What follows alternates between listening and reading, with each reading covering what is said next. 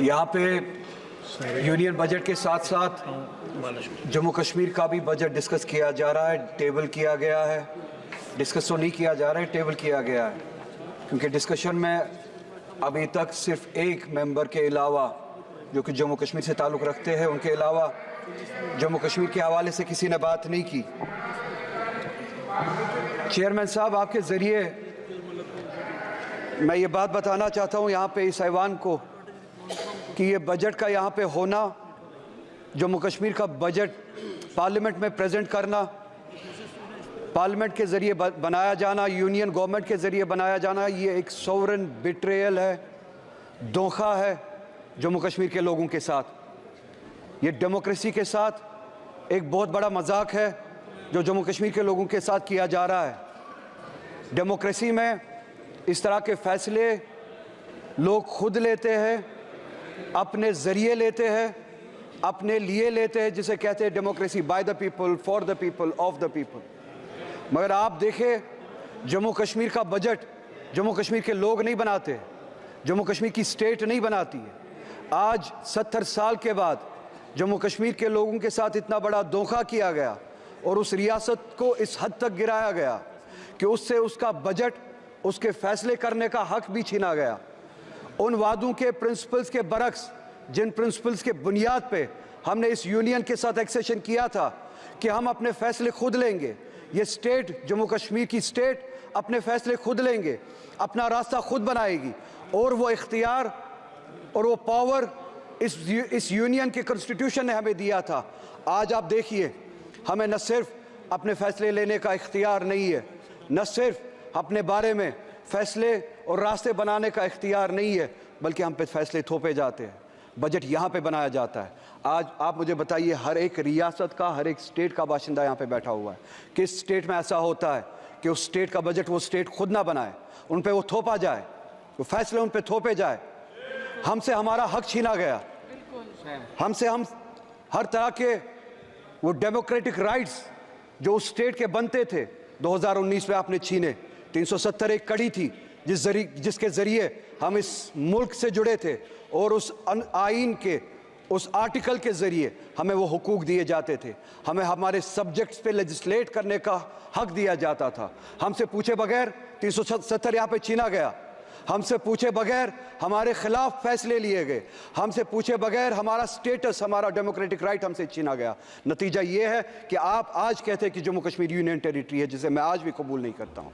एक ऐसी रियासत जिसके पास अपनी लेजिस्लेटिव पावर थी, कॉन्स्टिट्यूशनल पावर थी, आज उनके पास कुछ नहीं है। नतीजा ये निकला कि बजट यहाँ पे बनाया जाता है और उस बजट में मजाक किया जाता है जम्मू कश्मीर के लोगों के साथ। एम्प्लॉयमेंट के हवाले से आप देखिए, जम्मू कश्मीर की रियासत 2019 के बाद आज पहली बार 70 सालों में पहली बार अनएम्प्लॉयमेंट मुल्क में सबसे ज़्यादा है जम्मू कश्मीर है। इनके अपने आदाद शुमार पहले नंबर पे या दूसरे नंबर पे आज पहली बार, क्योंकि हमसे हमारे इख्तियारात छीने गए, डिसीजंस हम नहीं लेते, आपका वाइस रॉय वहाँ पे डिसीजन लेता है, जिसे आप LG कहते हैं। नतीजा ये निकला, अनएम्प्लॉयमेंट सबसे ज़्यादा है। अनएम्प्लॉयमेंट इतनी ज़्यादा है कि अब अगर लोग वहाँ पे अप्लाई करना भी चाहते हैं, आपके पास उतने रिसोर्सेज नहीं है, जगह नहीं है जिनके ज़रिए आप वो जो ज़रूरत है वो पूरा कर सके, वो एम्प्लॉयमेंट दे सके। एम्प्लॉयमेंट के हवाले से आप बहुत सारी लेवल्स पे जम्मू कश्मीर के लोगों के साथ जंगें लड़ रहे हैं। नई रिजर्वेशन पॉलिसी यहाँ पे लागू की गई, हमने नहीं बनाई, जम्मू कश्मीर के लोगों ने नहीं बनाई, यहाँ पे बनाई गई और वहाँ पे थोपी गई। 70% रिजर्वेशन बढ़ाई गई, ओपन मेरिट को 30% तक कम किया गया। ओपन मेरिट के लिए अब जगह सिर्फ 30% बनती है। ये एक ऐसी लड़ाई है जहाँ पे ये चाहते हैं कि वहाँ पे क्लास वॉर हो, सोसाइटी के जो मुख्तलिफ सेक्शंस है आपस में लड़े, जो हमारे बैकवर्ड क्लासेस है जिनके लिए हम चाहते और हमेशा से रिजर्वेशन थी और हम चाहते थे उनको सपोर्ट मिले, वो ऊपर आए, उनको ऊपर ओपन मेरिट के साथ लड़ाया जा रहा है, क्योंकि तनासुब जो है, रेशो जो है पॉपुलेशन का, उस हद तक नहीं है जिस हद तक रिजर्वेशंस बढ़ाई गई। 70% के हद तक रिजर्वेशंस बढ़ाई गई, ओपन मेरिट को घटाया गया, जिससे क्लास वॉर, सेक्शन वॉर होने का एक खदशा है। मेरी गुजारिश करते हुए शर्म आती है, क्योंकि मैं फिर से कहूँगा, हमारे हाथ में इख्तियार ही नहीं है। इन्हें भी सोचना चाहिए, एक रियासत है जहाँ पे हमें अब उस हद तक गिराया गया है कि यहाँ के भीख मांगनी पड़ती है, हम अपने फैसले नहीं ले पाते। इनसे गुजारिश है ओपन मेरिट को या सुप्रीम कोर्ट की जो कैप है उस हद तक रखे, या पॉपुलेशन का जो रेशियो है, पॉपुलेशन के हिसाब से जो कैटेगरीज है, पॉपुलेशन का जो रेशियो है उस हिसाब से आप रिजर्वेशन करें, ताकि वो जो ओपन मेरिट पे इस वक्त तलवार चल रही है वो ना हो। हमारे लोग वहाँ पे इसका खामियाजा उठा रहे हैं। इसी के साथ साथ हमारे जो वैकेंसीज फिल करने के लिए जो डिले हुआ था कोविड की वजह से, कोविड से पहले हम स्टेट पे ताला लगाया गया था 2019 में, अगर यहाँ पे सबको याद हो। उस दौरान स्टेट ने काम नहीं किया, उसके बाद कोविड आया, उसके बाद ये जो वैकेंसीज फिल होनी थी उसके लिए वक्त नहीं दिया गया, वैकेंसीज फिल नहीं की गई। नतीजा ये हुआ हमारे जो बच्चे हैं, लड़के लड़कियां जो है वो अब ओवर एज होना शुरू हो गए हैं। हमारी गुजारिश है कि अब ये जो कैप जो है वो जो 28 साल तक थी उसको बढ़ाया जाए, एज रिलैक्सेशन दिया जाए, एग्जेप्शन दिया जाए, ताकि जो कोविड के दौरान 2019 के दौरान जो आपने लॉकडाउन किया था, जिस दौरान स्टेट ने काम नहीं किया, वैकेंसीज फिल नहीं हुए, उनको वो एज रिलैक्सेशन दी जाए। अगर आज वो 33 साल के 32 साल के हुए हैं उनको वन टाइम एग्जेप्शन दिया जाए, वो रिलैक्सेशन दी जाए कि वो अप्लाई कर सके। हॉर्टिकल्चर हमारा बहुत बड़ा सेक्टर है, बैकबोन है। आप उस हॉर्टिकल्चर के साथ भी लड़ाई लड़ रहे हैं 2 लेवल्स पे। चेयरमैन साहब आपके ज़रिए इन्हें बताना चाहता हूँ, एक टॉक्सिक हमारी खाद वगैरह जो हमारे लिए पेस्टिसाइड्स यहाँ से भेजी जाती है, जानबूझ के टॉक्सिक भेजी जाती है, जिससे हमारे पेड़ पौधे ख़राब किए जाते हैं।